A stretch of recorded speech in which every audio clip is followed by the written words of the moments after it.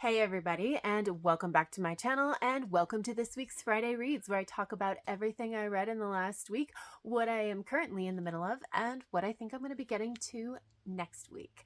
And I actually finished some things this week. I'm very proud. So we're just going to dive right on, but we are going to start with the one DNF that I had, and that is The Tiger at Midnight by Swati Tirthala. And this is a YA fantasy, so it's not exactly a surprise that I DNF'd it. I actually don't remember a ton about this. I do remember that our main character is supposed to be an assassin, and I believe that it's based off of some Indian stories, maybe. I don't remember exactly. There's a link down to Storygraph if you want a full description. But it was one of those things where it's just like, yeah, I'm over YA fantasy for the most part. And this was actually YA fantasy that started with a heavy dose of romance between the characters that are going to end up interacting, which is also not my favorite. And the other major problem is I could see the shape of the story that was going to be told. Now, I might have been wrong because the description does talk about how it kind of defies expectations, but yeah, I really wasn't interested in the story as it was being shaped. So I just went ahead and DNF'd it around page 32. And that's the only DNF that I had because I mostly focused on reading the things that I was supposed to read in April. And so the very first thing that I finished was actually not on my list, but I did really want to get to it, and that is Wonder Woman Tempest Tossed by Laurie Halsey Anderson. And so this is I believe it's a standalone Wonder Woman origin story. So Diana's 16, she gets kicked off of her island and has to, deal with the world outside kind of thing. And I thought that this was just okay. There were aspects of it that I thought were had the potential, but there were also some not great things. Here's the thing. So the plot itself is thin and a little bit rushed. No, it's not even a little bit rushed. It is rushed at certain points. And I think that I would have been more okay with this if it were the beginning of a series. But again, I think it's a standalone. So it just felt kind of incomplete. And it wasn't doing a ton of different or terribly interesting things with Diana. Except for one thing, which I absolutely adored, and that is instead of having the character Steve Trevor, we had two characters, men who were named Steve and Trevor, and they were a couple. And I actually really appreciate that for a number of reasons. But one of the ones is that, especially because Diana's 16, it makes it less weird. And then also I just really appreciated that romance was completely taken off the table because especially for an origin story, I just wouldn't necessarily see her as being always wanting to have that romance. So it was nice to have a story that didn't. So I did really appreciate that, but everything else was just kind of fine. It was just very fine. So I ended up giving this 3 stars. And then I didn't finish Rosemary and Rue. I finished the story at the back of this hardcover called Strangers in Court. It's actually a novelette length, I believe. It's 60 pages. But the whole thing about Toby Day, for those of you that don't know, it's an urban fantasy series. And Toby, when we meet her, she's always half fae, half human, but she's also a knight. And there's clearly a story behind how she got that knighthood because most changelings are not knighted. And we find out within the primary series that it's because she found a new no for the queen. And Strangers in Court tells the story of how Toby found it. And it's absolutely fascinating because it takes place 15 years before the very first book. And so having read the entire series and then going back to Toby's perspective 15 years before the start of the series was fascinating. There's so much that Toby does not know about the world, about herself, about all kinds of things.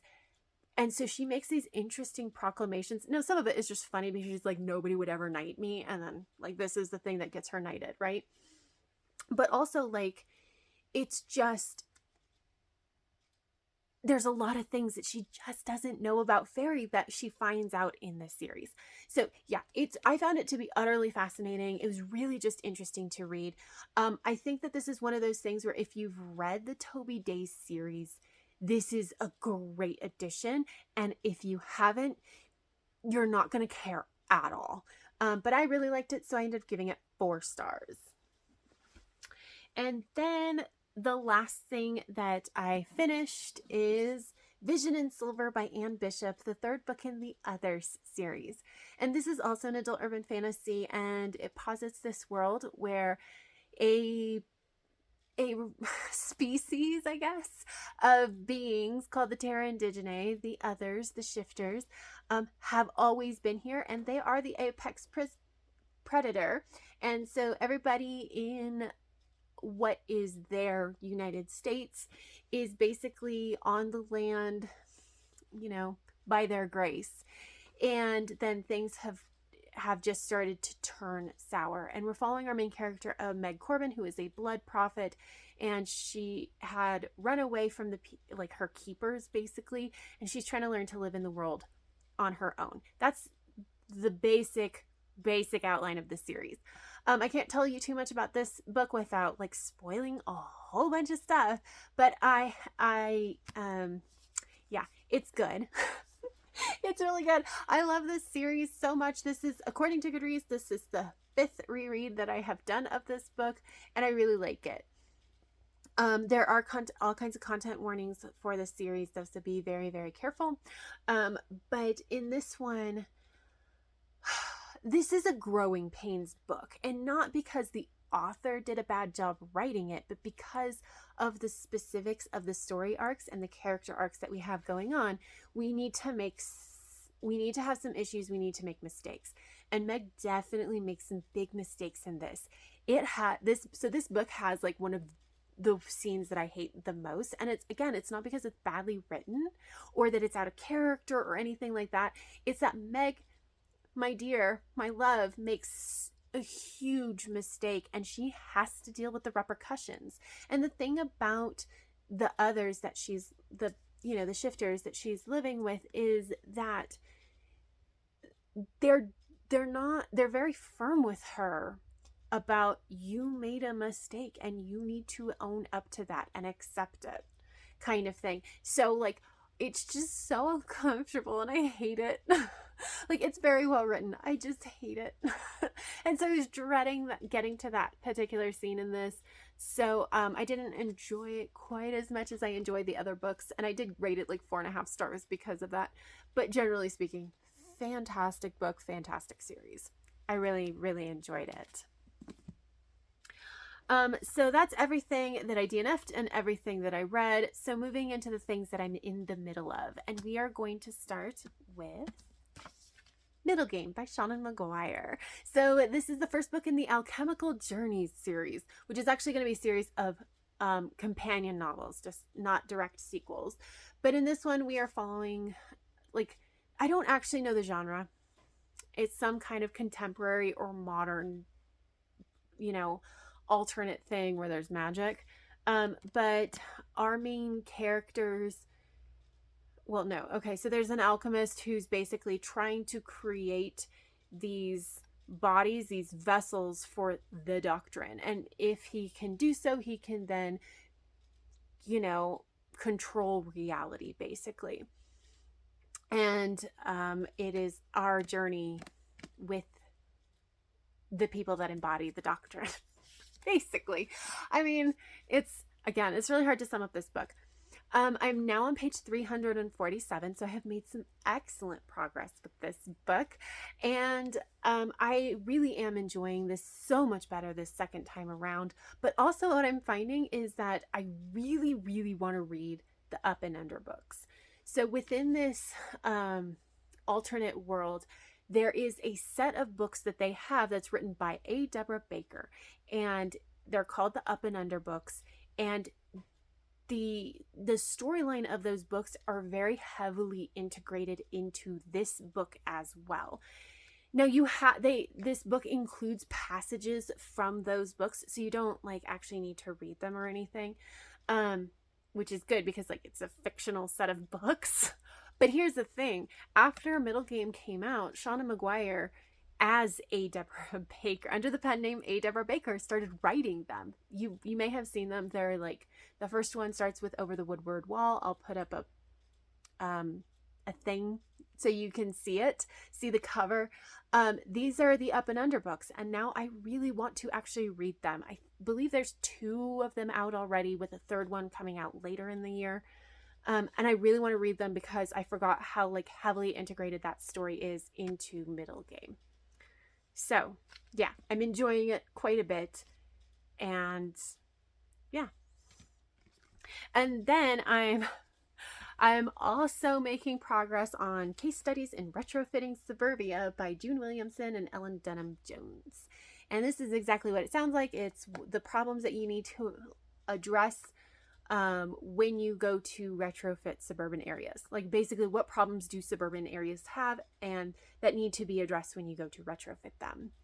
And this is a really interesting topic, but I've been struggling. So here's the thing. I'm on page 89. So I just finished part 1. This book is broken up into 2 parts. The first part talking about the actual problems that retrofits need to address or may need to address. And so going in depth on like these 6 major problems. And I just finished that. And now we're into part 2, the other part, which is just case studies, which I think is going to be so much more interesting.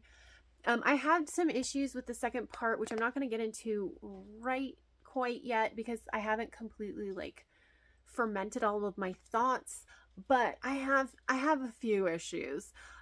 Nothing, it's still really interesting, and I think there's a lot of really good points being made, but yeah, some issues. But I think things will lighten up a little bit better when we get into the case studies.